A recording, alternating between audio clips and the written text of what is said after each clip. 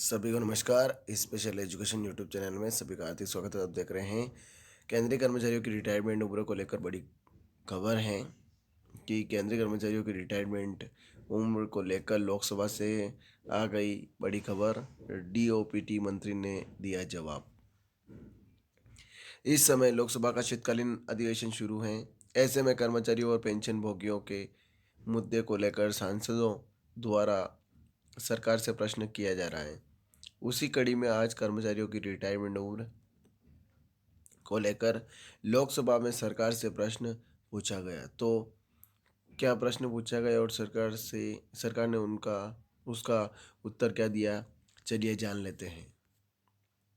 सांसद श्री तेजस्वी सूर्या ने प्रश्न पूछा। आज दिनांक 4 दिसंबर 2024 को सांसद श्री तेजस्वी सूर्या ने केंद्रीय कर्मचारियों की सेवानिवृत्ति उम्र को लेकर प्रश्न पूछा।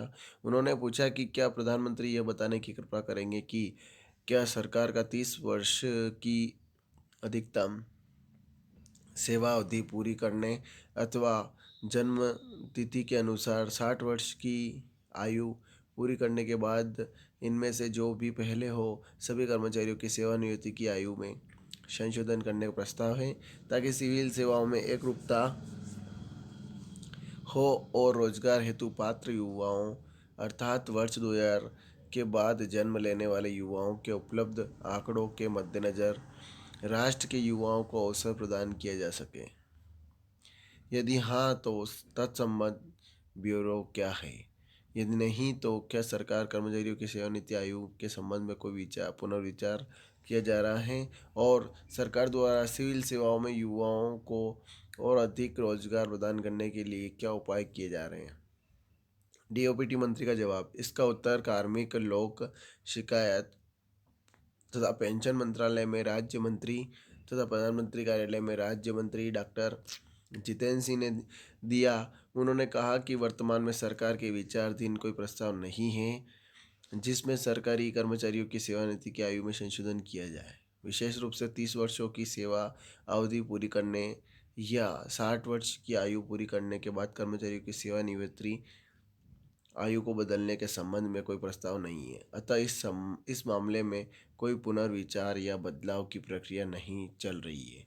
उन्होंने कहा कि युवाओं को रोजगार देने के लिए सरकार की तरफ से उपाय किए गए हैं।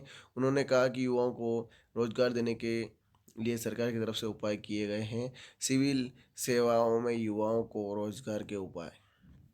सरकार ने सिविल सेवाओं में युवाओं को रोजगार प्रदान करने के लिए कई प्रभावी उपाय किए हैं। रिक्त पदों का समयबद्ध तरीके से भरना। केंद्र सरकार से सभी मंत्रालय और विभागों को रिक्त पदों को समयबद्ध तरीके से भरने के लिए निर्देशित किया गया है। यह सुनिश्चित किया जा रहा है कि सिविल सेवाओं में रिक्त पदों को जल्द से जल्द भरा जाए ताकि योग्य युवा रोजगार पा सके। रोजगार मेलों का आयोजन। सरकार ने केंद्रीय सार्वजनिक क्षेत्र के उपक्रमों, स्वायत्त शासी निकायों, शिक्षा और स्वास्थ्य संस्थानों आदि में रिक्त पदों को भरने के लिए नियमित रूप से रोजगार मेलों का आयोजन किया गया। इन मेलों का उद्देश्य यह है कि युवाओं को सरकारी सेवाओं में शामिल होने का अवसर मिले। युवाओं को रोजगार प्रदान करने के लिए मिशन मोड। सरकार ने रिक्त पदों को मिशन मोड में भरने के लिए विभिन्न उपायों को लागू किया है, जिसके अंतर्गत सिविल सेवाओं में युवाओं को रोजगार देने के लिए समर्पित कार्यक्रम और योजनाएं बनाई गई हैं। इस प्रकार सरकार निरंतर सिविल सेवाओं में युवाओं को रोजगार देने के लिए प्रयासरत है और इसके लिए विभिन्न युवाओं योजनाओं और कार्यक्रमों के माध्यम से रोजगार के अवसर प्रदान किए जा रहे हैं। तो ये खबर थी। ज़्यादा से ज़्यादा शेयर करें, लाइक करें, कमेंट करें आपको खबर कैसी लगी। और आप मेरे चैनल पर नए हैं, चैनल को सब्सक्राइब जरूर करें, ज़्यादा से ज़्यादा शेयर करें ताकि इस प्रकार से नई नई खबरें आप तक जल्दी जल्दी पहुंच जाए और इस प्रकार से लेटेस्ट खबरें की आपको जानकारी जल्दी जल्दी मिल जाए। जय हिंद, जय भारत।